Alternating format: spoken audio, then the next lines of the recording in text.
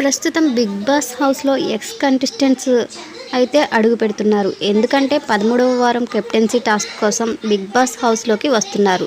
అయితే ఇందులో భాగంగానే ప్రియాంక జైన్ అయితే బిగ్ బాస్ హౌస్లో అడుగుపెట్టింది. అయితే ఎక్స్ కంటెస్టెంట్స్కి అండ్ హౌస్లో ఉండేవారికి టాస్క్లు పెడుతున్నారు. బిగ్ బాస్ హౌస్లోకి అడుగుపెట్టిన ప్రియాంక జైన్ తనూజనైతే హగ్ చేసుకుంది. ఎలా ఉన్నావురా అని అడిగింది.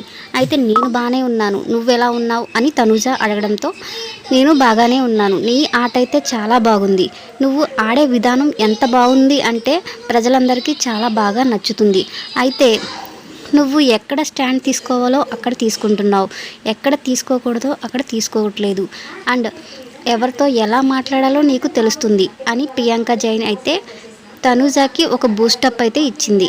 అయితే ఇందులో భాగంగా నా ఆట చెప్పావు, అయితే నా మైనస్ పాయింట్లు ఏంటి అని తనూజ అడగడంతో నీకు మైనస్ పాయింట్లు ఏమీ లేవు, నువ్వు బిగ్ బాస్ హౌస్ నుంచి కప్పుతోనే బయటకు రావాలి అని చెప్పి ప్రియాంక జైన్ చెప్పింది. అయితే రీతుని హక్ చేసుకుని రీతుకి కూడా ఒక సలహా ఇచ్చింది.